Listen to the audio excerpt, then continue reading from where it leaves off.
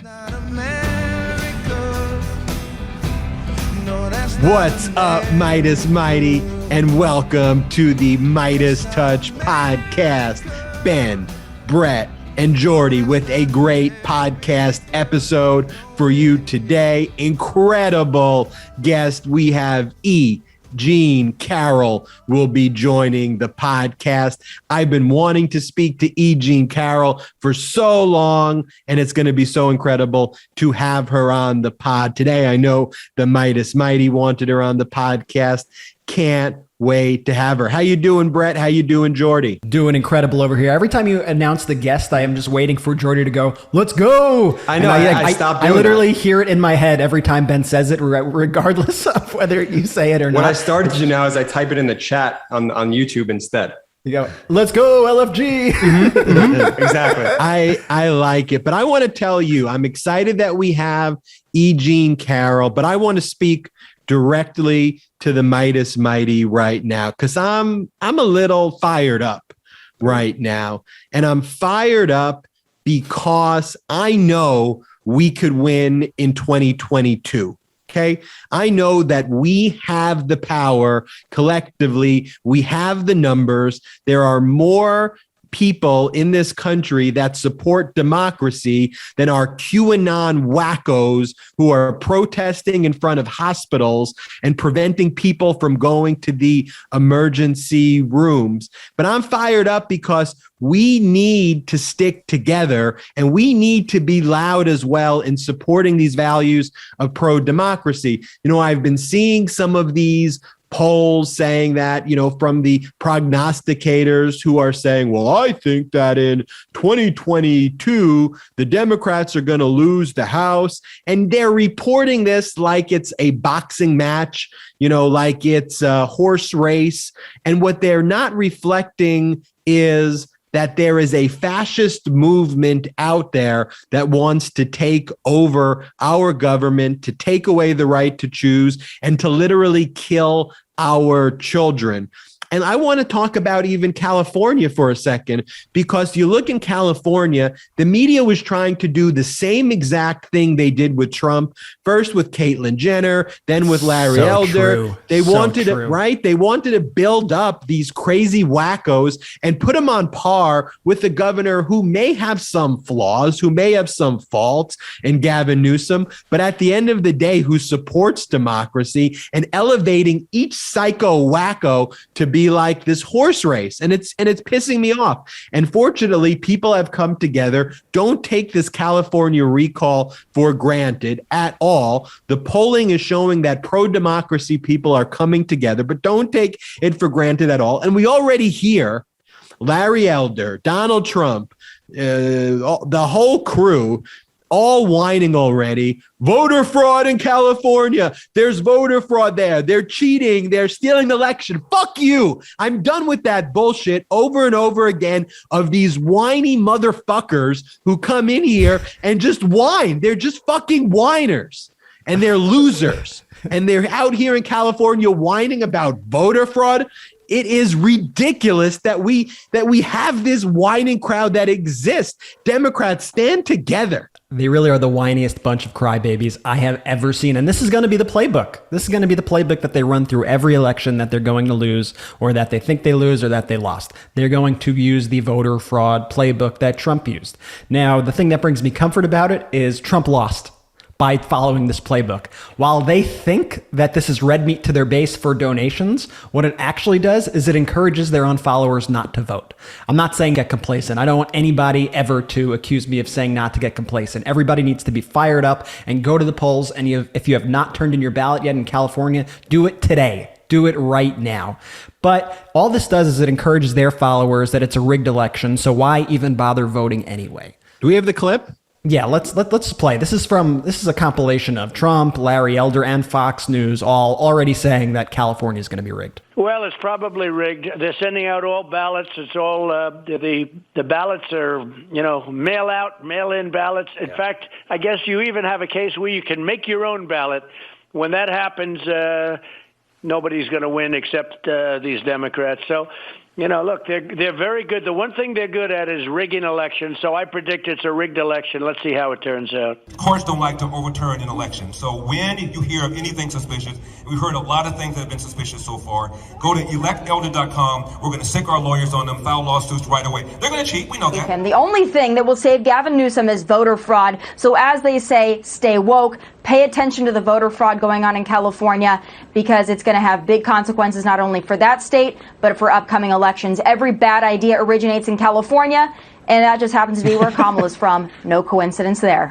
Stay woke. Tammy is such a clown. Oh, they're all such fucking clowns. At least growing up, when we would play video games and you guys would beat me in a video game, at least we played the game before I started whining and complaining that you all beat me. You know what I mean? Like the game complained after the fact. Yeah. Now they're like minority reporting elections. It's like a broken record. I am personally sick of these sorts of attacks on the democratic process, because that's what it is. They are attacks on the democratic process itself. And they're going to act like California, which is one of the most securely blue states in the nation, with a supermajority of Democrats, with very liberal policies, with one of the best economies in the country, if not the number one economy. I think it actually is the number one economy in the country, a top 5 economy in the entire world, a state that has an economic surplus. Yes, a surplus. And they want to attack this state and try to reverse all the progress that we have made, all the progress we have made on the economy, on COVID, on everything. They want all that to go away. Their solutions to every problem are, COVID, let's, no masks, no vaccines, let's take it all away. Let's take it all away. Homelessness? Oh, yeah, that's a problem that Gavin Newsom hasn't done a great job with. So what should we do? Build low-income housing? No, let's give more tax cuts to billionaires and millionaires. That'll solve it. That'll do it. All of their solutions exacerbate these problems. Any issue we have, they are trying to make it worse. We need to treat this California election like it's existential for the country, because it is existential for the country. And we need to be fired up about this. And I think one of the most disgraceful things about what these Trumpers, what these Fox Newsers are doing, is they are now exporting this loser mindset. They are exporting this idea of fascism to other countries. So while America used to be viewed by many as a beacon of democracy and hope, a place where you'd want to go, a place where your vote matters, now America is being looked at for inspiration for January 6th type events around the world. And the latest that we've seen is this attempted coup that is being currently discussed and planned in Brazil. And of course, who do we see at the center of this January 6th style insurrection attempt? We see the same people who orchestrated January 6th right here in the United States. You have people like Steve Bannon. You have people like Donald Trump Jr. You have people like Jason Miller. Actually going to Brazil, trying to go to Brazil, hanging out with Bolsonaro, the leader of Brazil, the president of Brazil, and his kids, trying to plot ways to keep Bolsonaro in power because his poll numbers are tanking and he's actually expected to lose the election in 2022. They are trying to export that fascism that we have here to Brazil and to other countries around the world. And you have President Bolsonaro already claiming voter fraud, with the exact same verbiage as Trump, the exact same verbiage as Larry Elder, and they literally are having a playbook while we have this going on. I don't know if you saw this.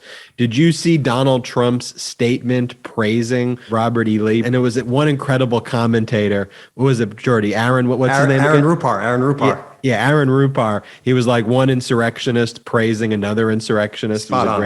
It was totally spot on. And Bakari Sellers' comment was brilliant also. Bakari Sellers, we had on the show recently. He said Robert E. Lee was a racist and he was a loser. Donald Trump is a racist and he was a loser. And that was the exact thing I was thinking when this happened. Like, Donald Trump made this wacky statement, and we won't sit here and read it all. But okay, but there's one part that, just to show how wacky it is. Yeah. He says that the removal of Robert E. Lee, a legitimate racist insurrectionist, he goes, our culture is being destroyed and our history and heritage, both good and bad, are being extinguished by the radical left. And we can't let that happen. If only we had Robert E. Lee to command our troops in Afghanistan, this disaster would have ended in a complete and total victory many years ago. I mean, so a few things. One, There's two aspects of it. The Robert E. Lee part is the most absurd, stupid statement I've ever heard. But a few years ago, Donald Trump was the president too.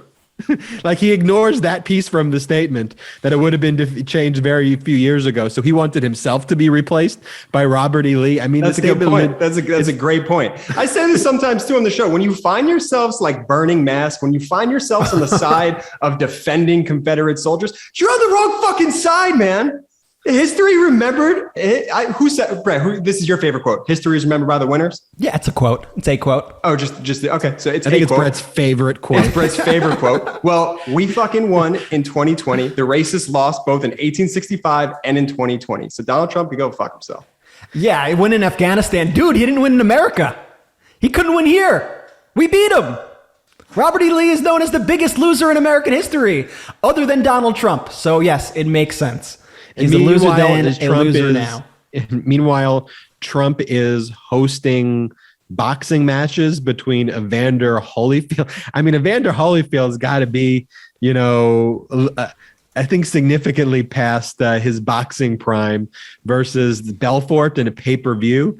And you text Trump to this phone number and there's this just weird graphic of Donald Trump menacingly looking over Holyfield and Belfort. Like, how do you take someone like this, like to his base? How do you even take something like this remotely seriously? I mean, he's doing it on September 11th. He's hosting it on September 11th.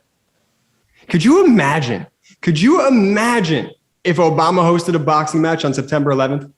And the whole time he's just going to whine about the voter fraud in California. We won that election. We won that election. That's all he's going to be saying the entire time. 1,000%. I could tell you the talking points that we're about to see from the right in the next few days. It's, there's nothing more American than two guys battling it out in a boxing ring. I could guarantee some asshole says that. It might even be Trump himself. And he won't even he probably talks about the election being stolen from him for at least 90%.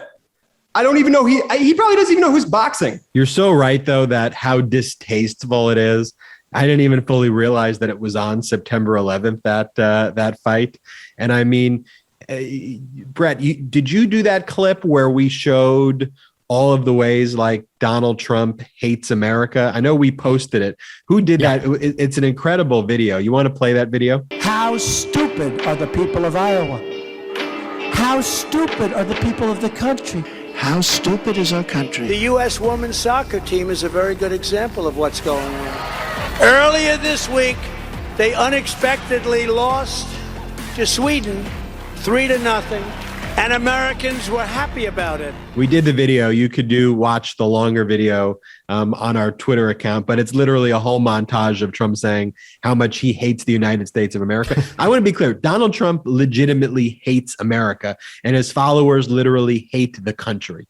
Like, there's no other way to say it. They hate what we stand for. Well, you know what I realize every time something like this, Robert E. Lee statue incident happens, what I realize is that we are still fighting the Civil War. In many ways. And in many ways, it's almost like a cold civil war. And these Trump supporters are the new Confederacy, same as the old Confederacy. But they support the Confederacy over the United States. And they have this weird dichotomy, this weird duality where at the same time they support the Confederacy, they also wave the American flag, which are two symbols that really run right up against each other. Like, they support the people who went to war with the United States of America.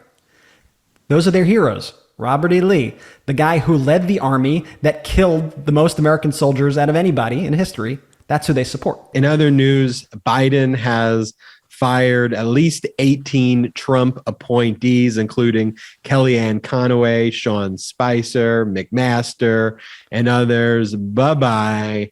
Bye-bye. See you later. And just so people know, these individuals were appointed to various boards. They were appointed to, for example, the Board of Visitors for the Air Force Academy, Military Academy, Naval Academy. These are basically like no-show appointments where these individuals are getting paid to be affiliated with these boards, and they're probably making significant amounts. How much? How much are we paying these people to have these no-show jobs? How much have we been paying Kellyanne Conway, Sean Spicer, H.R. McMaster, All of these people, how much have we been paying them? One of the most despicable things too, and I don't want you to show the whole letter because it's just a travesty, but all these individuals from Spicer to Kellyanne Conway, they're like just whining about being kicked off these boards and being fired. Biden gave him the option to resign or that they would be fired. And in Kellyanne Conway's letter, she calls herself Honorable Kellyanne Conway, as though she was like a member. You weren't a senator. You weren't a member of the judiciary. You're a liar who came up with the term alternative facts. You're a fucking liar and a fraud. Calls herself the Honorable Kellyanne Conway. Do you have, Brett, the video of Spicer responding?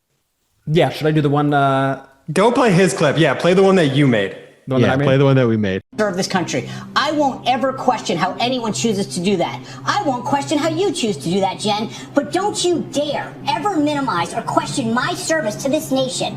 You got it? These bodies have been free from politics and worked in a bipartisan way until today. This administration made them political. Not one Obama appointee on these boards was removed when Trump came in. Not a single one. This move has taken partisanship to a new level. He's an angry elf. Bye-bye. That's the only way you can watch that. Bye-bye. Brett, your videos are just so, they're so good. I just want to know like how you connect the thoughts in your mind and how they become a reality. I'll probably have you. We need Brett to be a guest on the MeidasTouch podcast one day. I like that. Right? Let's have Brett be a guest one day. But in the meantime, we have a better guest than Brett. We have E. Jean Carroll, who will be joining the MeidasTouch podcast. Can't wait to have her on. We will be right back after these messages with E. Jean Carroll. Brett, Ben, and Jordy here for MeidasTouch. Guys, if someone relies on your financial support, whether it's a child, aging parent, or even a business partner, you need life insurance. It's so important that you get life insurance.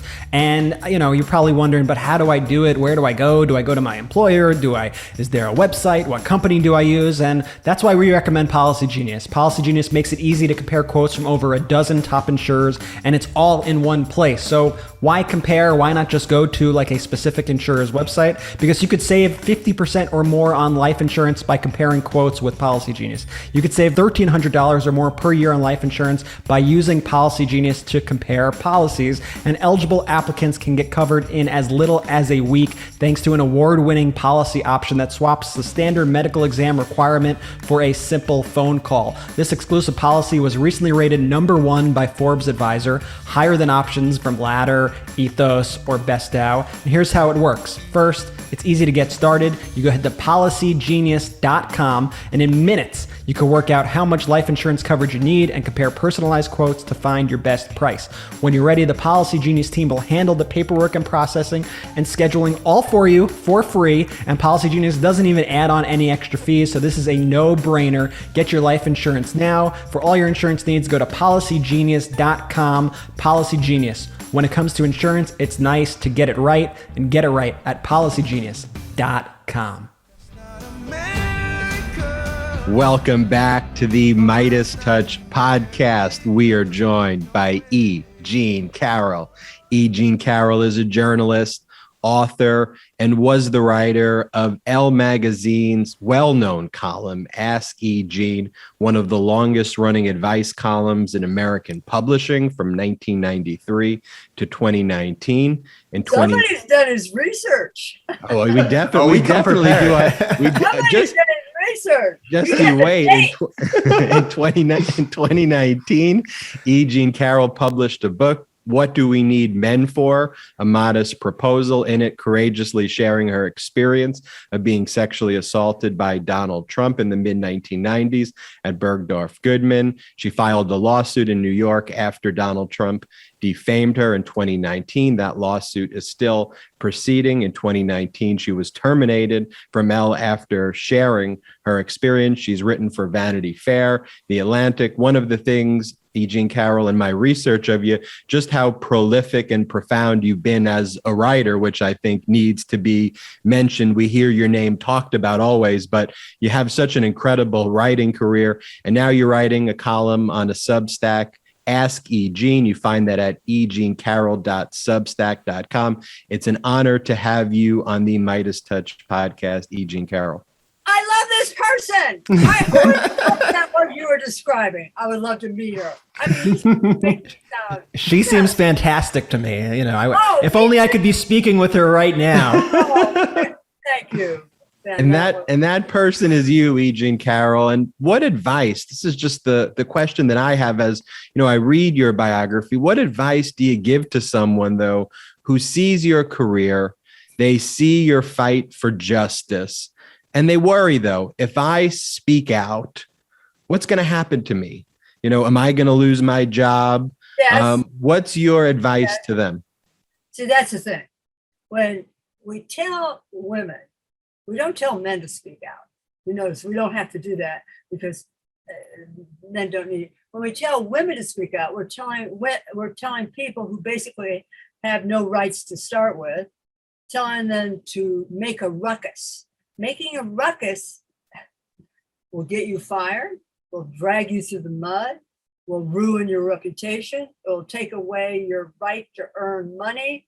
It has not worked out well for women. If you look at who's come forward and who's spoken out, those women are not doing very well. You know, you have to negotiate with the power. You have to hire a lawyer. You have to hire the best lawyer in America. Mary Trump and I both have the same lawyer, Robbie Kaplan. And that's how you deal with it. That's how you speak out. You need the power of the courts and the law behind you. We saw what happened with Time's Up. We're still alive in Time's Up. We're still telling women to speak out, and I personally tell women to speak out because but I always warn them, you're going to get fired if you do. You're going to lose family members if you do. Your children may not talk to you. Your husband may leave you because they can't take the pressure, but it's better than, I guess, shutting up. What do you guys think? Should a woman speak out? What do you think? You should absolutely speak out. But you know, you do reflect on the consequences of speaking out, which are horrible. You know, there are so many people who write about you, who speak very positively about you in the media. But at the end of the day, it does feel like, you know, whether it's at Elle magazine or otherwise, that you have, to some extent or to the extent, been blackballed from the media from speaking the truth. So you have people who use your name, you know, in a very positive light, but you, the person, you know, aren't writing your column anymore. Do you feel that way?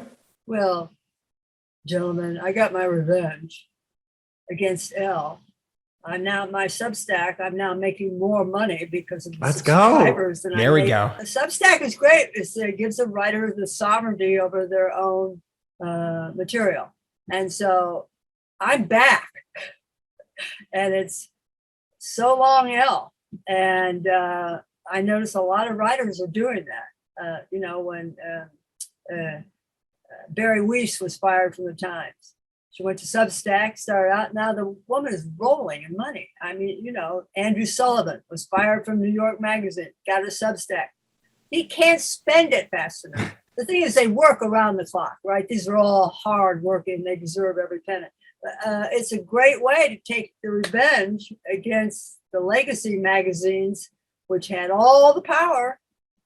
Well, you guys know this way better than I do. I mean, look what you did. You started your own path. I mean, you started it. You just started it. You just weren't putting up with anything. You just started it. So you know what I'm talking about. The power now goes to the writers and to the, you know, to the podcasters. Wait, can I subscribe to something on your? Can we? Absolutely. And that's a great plug right now for everybody watching. Hit that little subscribe button. For everyone listening, hit that little subscribe button. Subscribe to our YouTube channel, subscribe to the podcast, but it's all free. Everything we did, it's all free. It's a democratized platform. We basically want to just get our content out to as many people as possible. And that's kind of our whole. Eugene with the assist there on getting new subscriptions. Thank you. I'm very interested. You know, Michael Moore, myself, everything I write is free. Everything you do is free. If you want something special, then you pay the subscription, right? But That's right. You have a subscription. See, I'm fascinated by this. Absolutely. And every writer who's listening to this and every podcaster who's listening is also fascinated. So let's get it straight. Everything you do is free, but what is special? Why do we subscribe to you, the MeidasTouch? Well, because there's no unabashedly pro-democracy media company out there. You know, it's interesting, Eugene. You know, we started as a pack that did media. You know, and increasingly what we're becoming is a media company that also has a pack. And there's no media companies, as you and I and the brothers, we talk about legacy media. You know, in many ways, Eugene, they created the monster that is Donald Trump by not being unabashedly pro-democracy. And so our message is we love this country because we love democracy, and we're not going to treat the debate as a debate between Democrats and Republicans when only one party supports truly our Constitution is the Democrats, and another party wants to kill us. And so do you share those views, though, that the media in many ways created the monster that was Donald Trump and allowed him to get away with it for all of these years, and that now that the power is being democratized through your Substacks, through others, that's the best way to challenge it? What's your view on that? Well, you guys are New York guys. You were born in New York. Donald Trump, we all forget this now. You're going to hate hearing this. People who are listening to the podcast, turn it off, because I'm going to start to say some very positive things about the Donald. I know. Watch out. Starting in the 80s, Donald Trump became a figure of just enormous charm. There's a word, in New York City. About 1981, I think I found the actual time that he came out as, he was extremely good looking, tall, knew everybody in New York, went to every party, always spoke to the press. A reporter shows up, somebody, you know, the line of press when you go into a party, he would stop and speak to every single one of them. And by the way, if they didn't quote him, he'd call them the next day and give them a quote. He was very smart. So he was enthralling to the whole city. And the press fucking loved him, just loved him, couldn't get enough. Then he had all the one woman after another, these beautiful women, they were charming. It went on up until he got the TV show.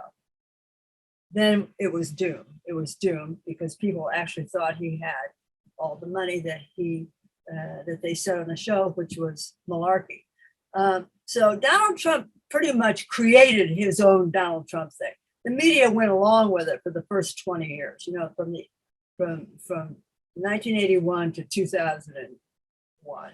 And then when he started, you know, the billion with the Forbes thing and the fight with how much is he a billionaire? Is he not?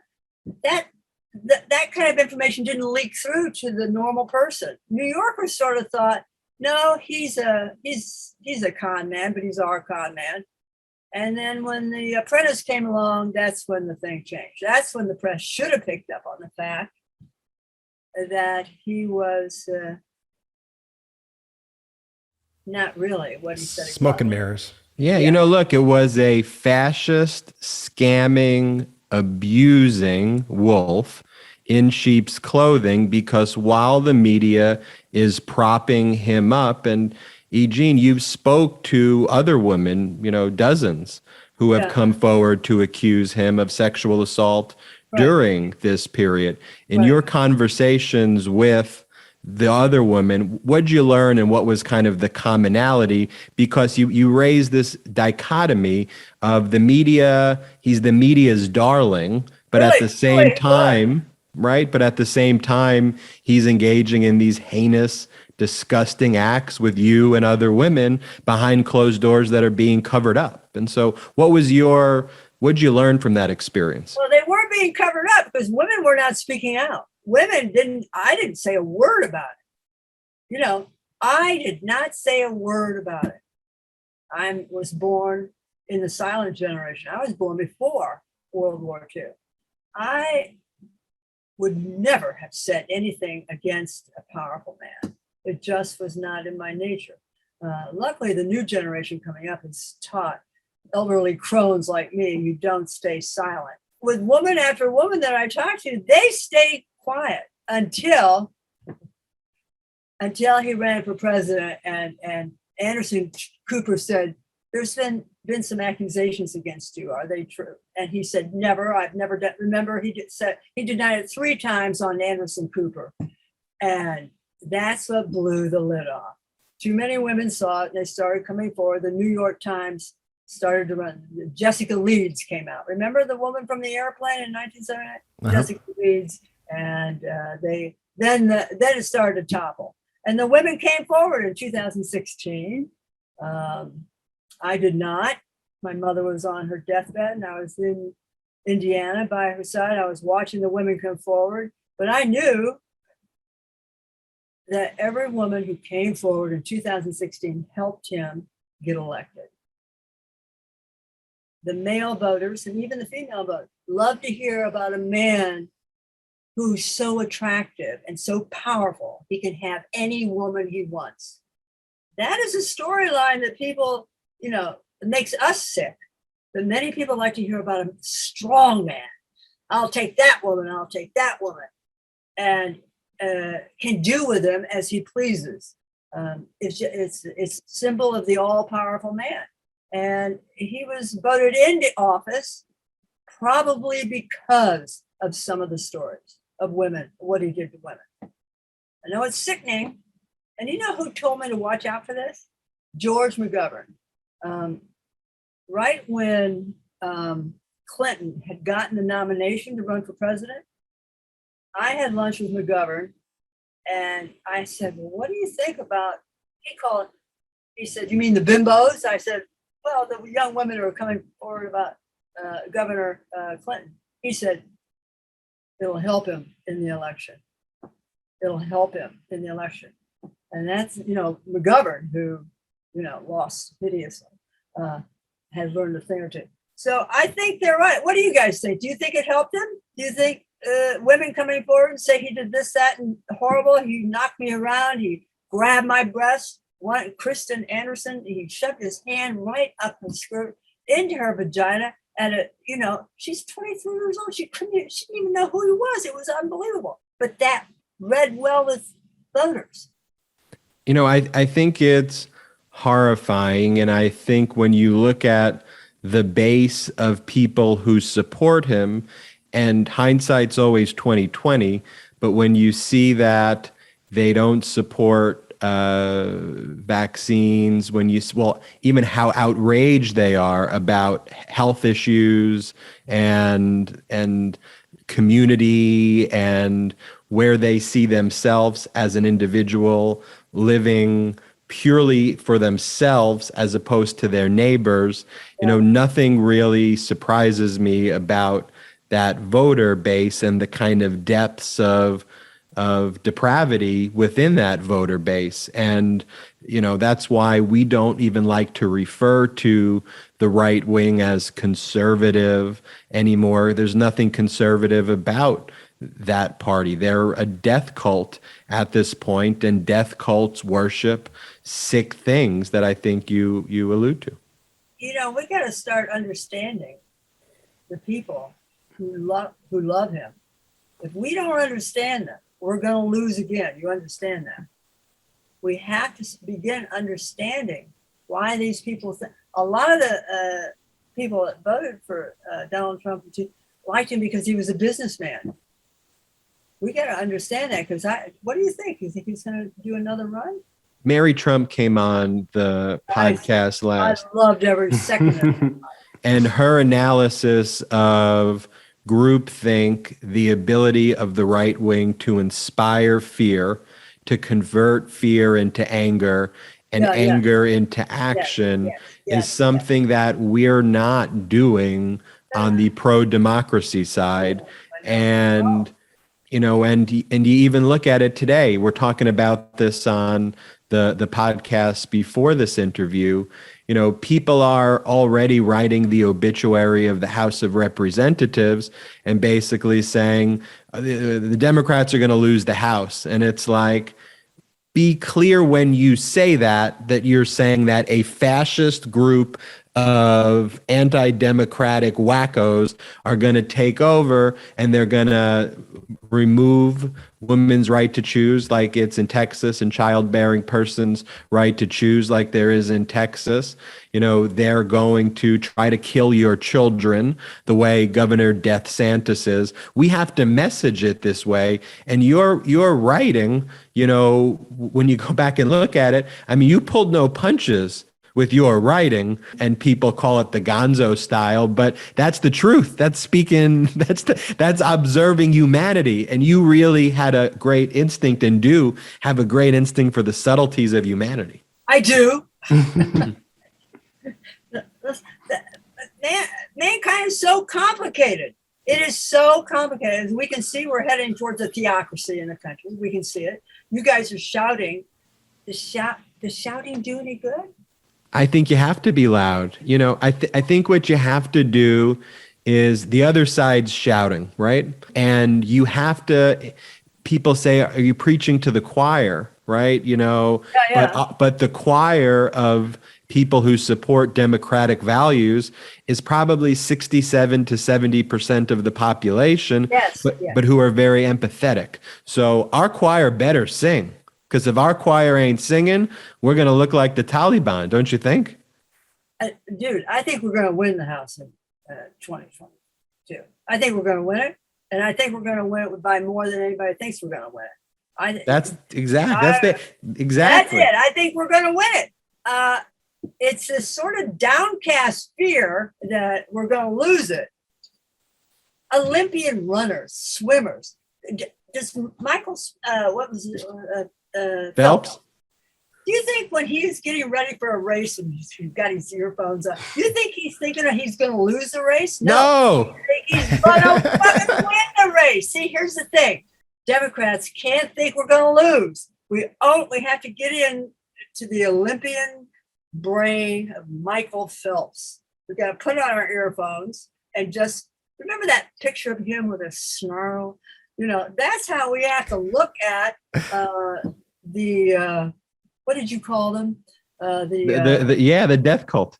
The death cult. That's how we have to view them. Yep. Republicans have such a winner attitude that they still think they won the election. Score. Yeah, the Republicans are that swimmer. Right. The Republicans are the swimmer from, the country where the first place swimmer in that country would get lapped by Michael Phelps 20 times. Yeah. And then they basically come out and go, Phelps didn't win. That was fraud. Yeah, exactly. But Democrats need to take their earphones off. You're right. You think Phelps has the earphones and it's like, you fucking loser. You're a loser. You're going to lose this race. That's not what Phelps does. He's visualizing success, and that's what the Democrats are doing. Exactly. You know what? You're male cheerleaders. I love it. Outfit. I think outfits. Have you seen the picture of George Bush? Do you know that George Bush was a cheerleader at Andover? Yeah, I do remember that. I have seen those photos. You see him with the megaphone and the little A on his thing. I think the MeidasTouch guys, the fellows, the gentlemen, should have outfits. Totally. And with a big M on it. Don't get our followers started. They're going to start demanding these outfits. We're going to have to wear them every episode now. No, the Mighty. Mighty. Do you hear, old Eugene? Have outfits with a big M? With a big M. Yes. This is a Mighty. I like that you have a whole Mighty thing behind it. The Meidas Mighty is strong. I would argue it's one of the biggest pro-democracy movements out there, and that's what we want to cultivate. Like Ben said, we want this pro-democracy movement to be singing the loudest, while Republicans are constantly preaching to their choir and firing them up over, frankly, bullshit. We want to deliver truth and education and the information that people need to get out there and actually go and vote and make change and make phone calls and do text messages and knock on doors. That's what we need. We need an active and enthusiastic and positive and inspired base. And that's really our goal, which I think you hit the nail on the head with. How was your text campaign? Are you doing anything? You are doing something with the California vote, right? Yeah, we had volunteers over the weekend sending texts to voters all around California. We basically took our entire list of everyone who's ever donated to MeidasTouch, signed up for our email list, etc., everybody in the California area, and we reached out to all of them via text. Got an incredible response. The companies we worked with who facilitated the text messaging service said they had never seen that sort of engagement back from people other than our followers, because we're keeping people engaged. Everyone listening to this podcast right now is somebody who is inspired, and we just need to keep that energy going and keep fueling that democracy fire, so to speak. So tell me about the Feinstein elder thing. Tell me about that. I heard that. Did I hear that on one of your podcasts? If something were to happen, if worst case scenario, either Feinstein resigned or something happened to her by which she couldn't be in office anymore, the governor of California is the person who appoints the next senator. And so we can't leave that in the hands of a guy like Larry Elder, who will put in the worst possible person for that seat and immediately shift the balance of power without even a vote being cast in the United States Senate. He has the power to unilaterally shift the entire course of the nation by just becoming governor. So this isn't about California. A lot of people might be saying, why do you keep pushing California? Like, I live in this other state. How does it affect me? It affects everybody. It affects all of us as a country. And we all need to be reaching out to everybody we know in California to urge them, how important this is. It's so important. I did not know that until I heard this on. Did I hear this on your podcast, or did I see it on Twitter? Yeah, we talk about it, but it's probably also on Twitter. Probably a combination of all of it. Oh, now that terrified me. That right there just terrified me. And it's just an insurrection, an illegal insurrection to take over California. I mean, to me, it's amazing that people. Yes, as Stacey Abrams has said about these voter suppression laws that are happening around the country and recall attempts like this, is Republicans failed at the insurrection on January 6th. And now they are taking their insurrection via any sort of legal means they can through the actual, mechanisms of the government. And that's what we're seeing be played out right now across the country. That's what's happening. They failed on Jan 6, and now they're trying it, through changing laws. But here's the thing that I can't remember. Was it you, Brad, or you, Ben, who said? Probably me, if it's a good thing. 60% of the country, or 58% of the country, believes that women should have the right to choose, right? A majority of the country is not an authoritarian fan. A majority, right? A majority of the country likes democracy. How can we lose these elections if we get the vote out? How is that possible? We have the majority. The problems that we run into with the majority are being not being energized and not voting and not showing up. And then one of the other problems is, and I'm sure you've seen this, is, Democrats like to point fingers at Democrats and kind of cannibalize each other. Oh my God, where's my dog? I needed to have him just come in and just start to eat the screen. That just drives me nuts. Well, Mary Trump had the bird come in and go on her head. So if you had a dog come in and eat your laptop, that will be a viral moment for the ages. It drives you nuts, though, right? Well, first of all, I'm jealous that Mary Trump's bird came in while she was doing it. And then, so I said, I'm going to get a bear. Places surrounded with bears, of course, not a bear has shown up today. But here's the thing.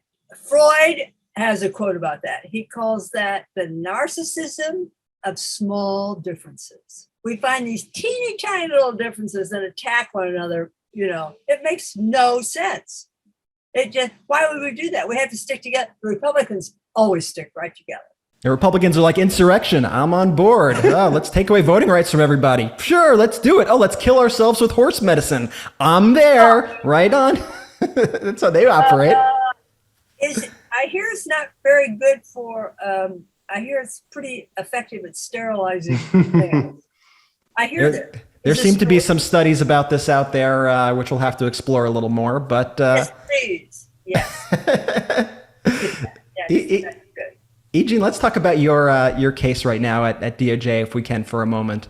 We'd love to just delve in there and see what the latest is. I remember back while Trump was president, the New York State Supreme Court Judge Verna Saunders ruled that you could proceed with your defamation suit against Trump while he was still president. Now he is no longer president, but I'm wondering, is discovery continuing? I know you had included a notice to Trump that he should provide you with a DNA sample. So what can you tell us here? What's the latest with that? And will we see any movement on that? Well, here's what happened with the case. The case is at the DOJ right now. because of 3 women. Okay, here are the 3 women. Judge Ling was our first judge in New York. When we brought the lawsuit, we couldn't even serve papers on Donald Trump because the Secret Service at the White House was refusing to take our side. So then they refused it at Trump Tower.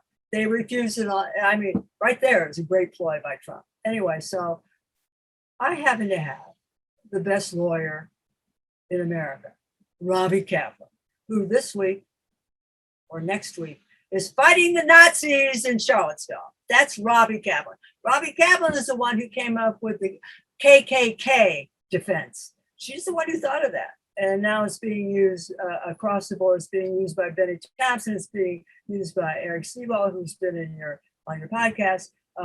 She's the one who thought. She's the one who ushered in gay rights for all Americans by winning the Windsor case. And Joshua Matz, who has an IQ of 485. Those 2 are my attorneys. So they, of course, quickly figured out a way to get the lawsuit to Trump. Then Doris Ling, that's the first woman who made sure that this is going down. She set the dates for discovery, okay? She's the one who ordered the DNA. That's Doris Ling. She's in the New York Supreme Court. Then the courts got shuffled in New York, and we were given a second judge, Judge Saunders. By this time, Trump had filed suit that we were not allowed to sue a sitting president. We made such a brilliant argument against all the reasons why we could sue a sitting president that Judge Saunders agreed with us, and the case proceeded. We again began discovery, and I answered all the questions from his attorney. Dudes, have you ever seen the questions they ask a woman in the case of assault? You don't want to see these questions. You would start throwing up in this podcast, and you would not be done until they hook you up to fluids so you could go on top. That's how much you would vomit. These questions are sickening. They want to know every drug I've ever taken. They want to know every man I've ever met. They want to know well, that was an exaggeration. But just looking for any reason to put the blame on you. It was astounding. Well, you know what? We answered all of them. We had our questions. So we were proceeding with the discovery. And right at almost the very moment, Trump was due to deliver his DNA sample, which would be matched against the unidentified male DNA found on my dress. Within hours, I think, the case was suddenly snatched out of the New York courts and given to the DOJ under Bill Barr. Well, we were shocked, but we delivered such a brilliant argument against the fact that Donald Trump should be represented by the DOJ. That was their case.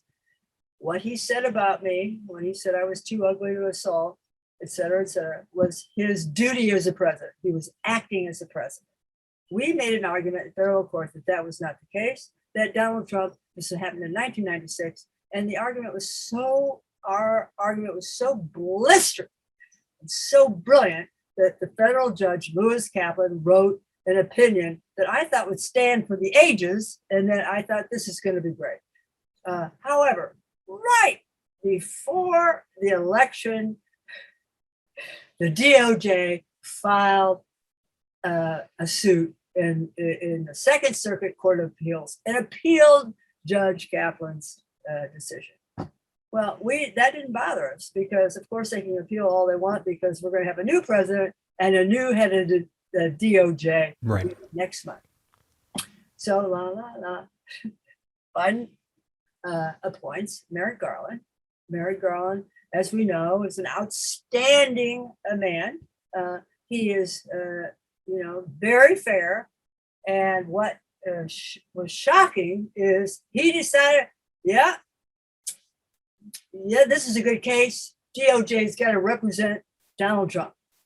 He was acting as president when he said I was Eugene Carroll, that poor old, that crone, that withered hag. It was too ugly to assault.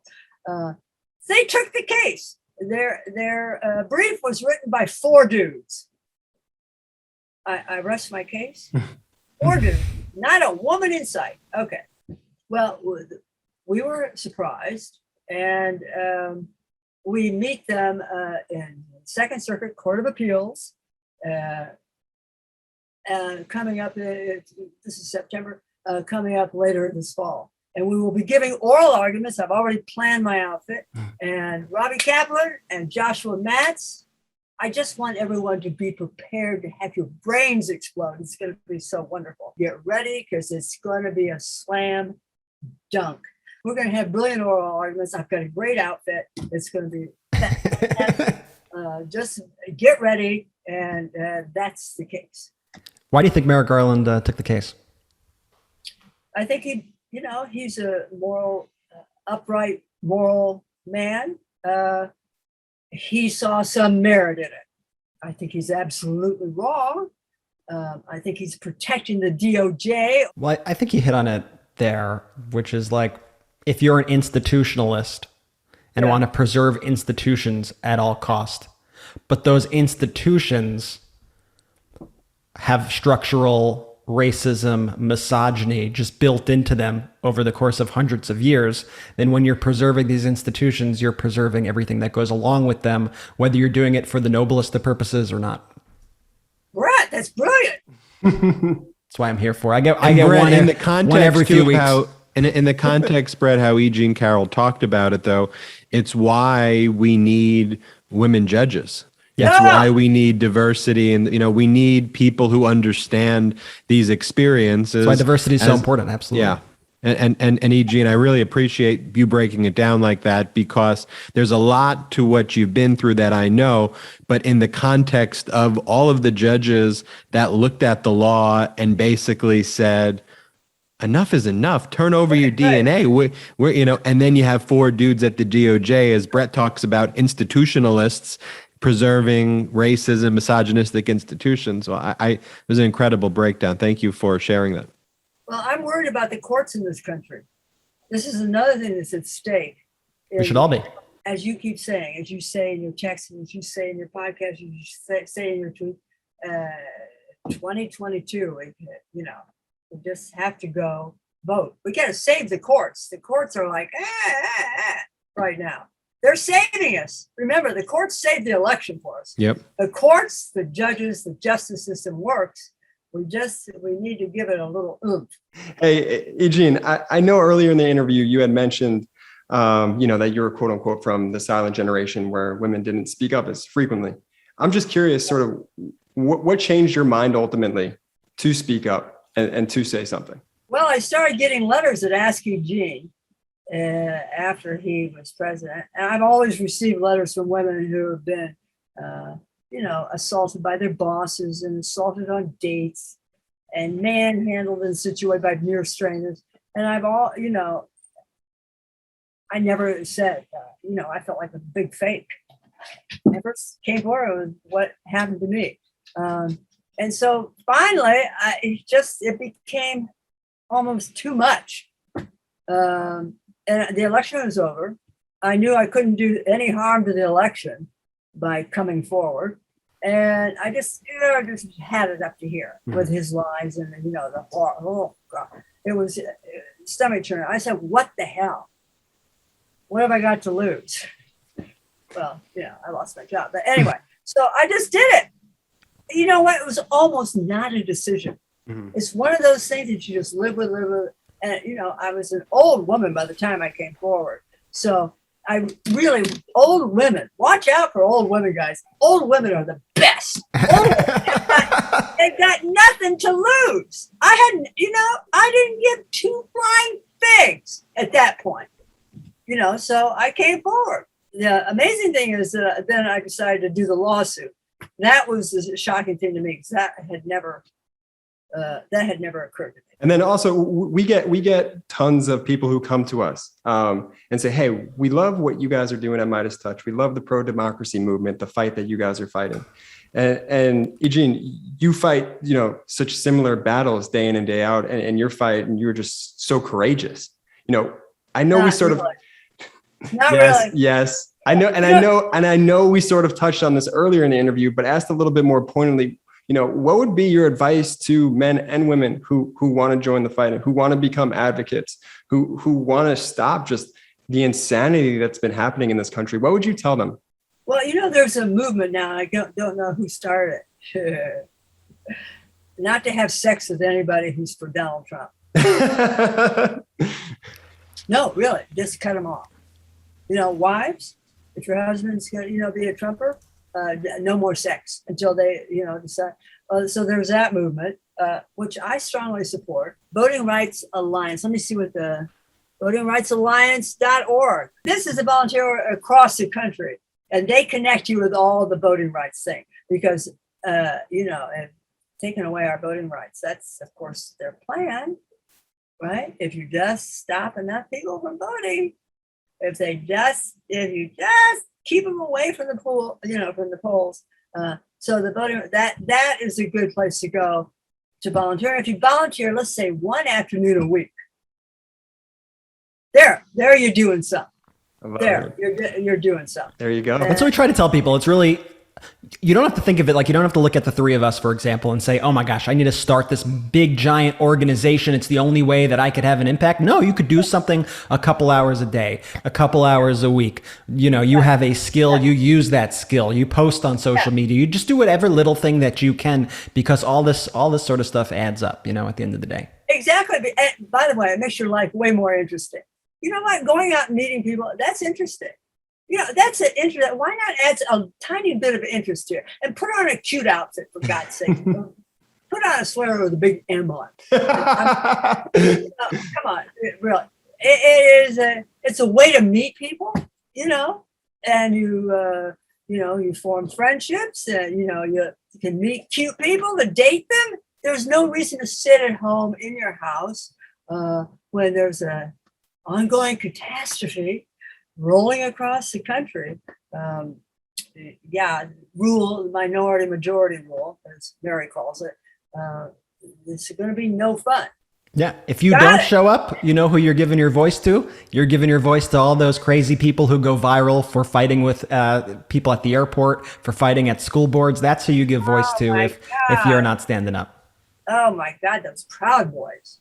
How about them coming to the hospitals, Proud Boys? I mean, it's especially disgusting, just given that even just logistically, you need to get ambulances in there. You need to, there are health workers in there. There are patients trying to rest. And then you have those people outside attacking the very healthcare workers who will be working to save those people's lives once they contract COVID and end up on a ventilator. The whole thing is just twisted. And that's why we need to stand up and just show our power, show that, we are out there in greater numbers than them.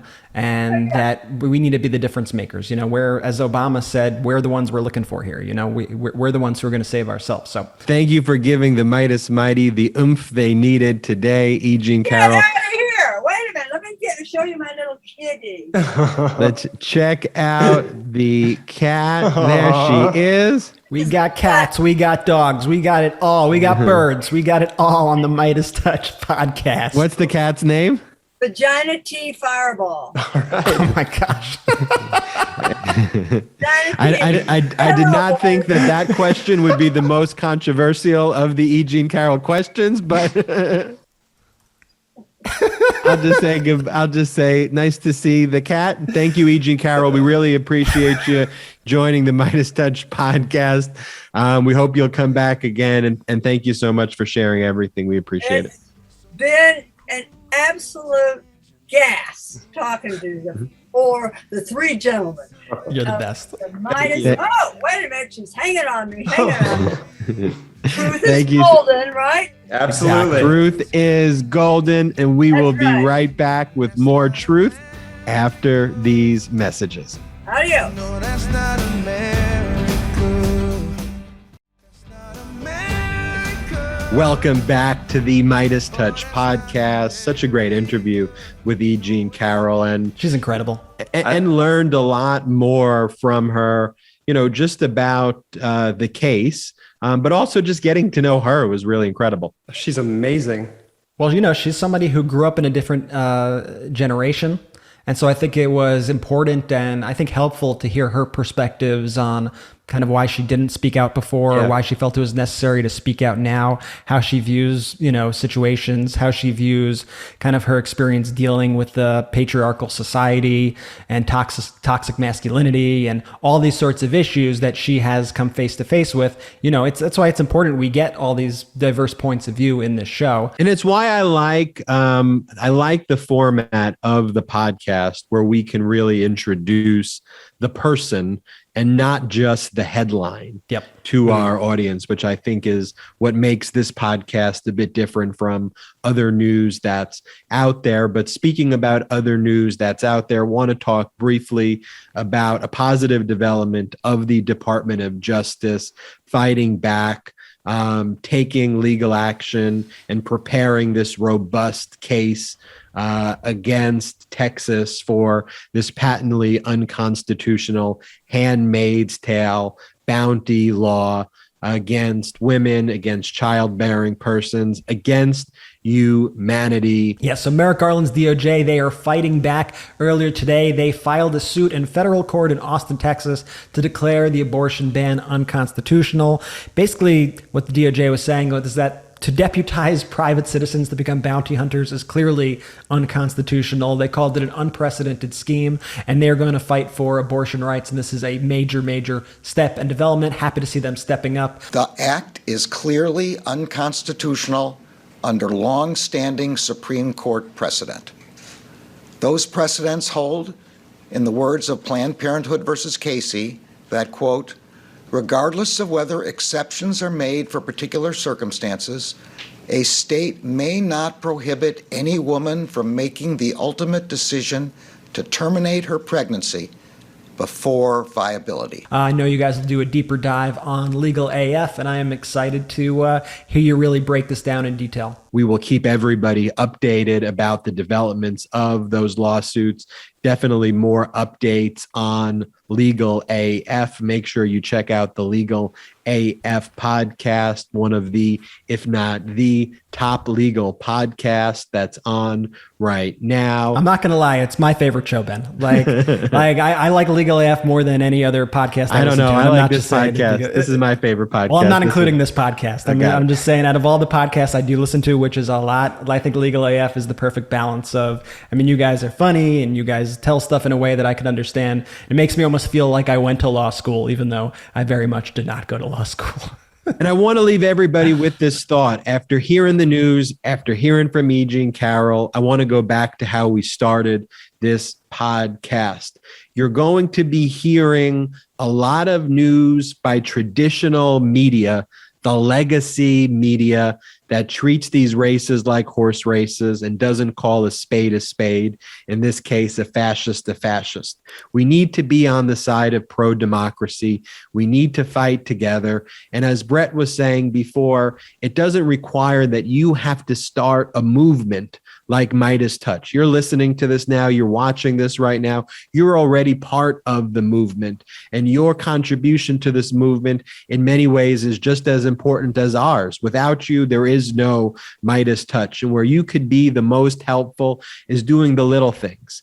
Anywhere you can, whether it's reaching out to one person, that's better than no people.